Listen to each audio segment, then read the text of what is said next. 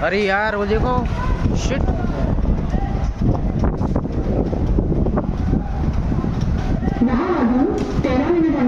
मुंबई छत्रपती शिवाजी महाराज टर्मिनसला जाणारी जलद लोकल थोड्याच वेळात प्लॅटफॉर्म क्रमांक 5 वर येत आहे. हे लोकल दिवा, हावडी, घाटकोपर, कुर्ला, दादर, भायखला या स्थानकांवर थांबेल. 10:13 की मुंबई छत्रपती शिवाजी महाराज टर्मिनस जाने वाली तेज लोकल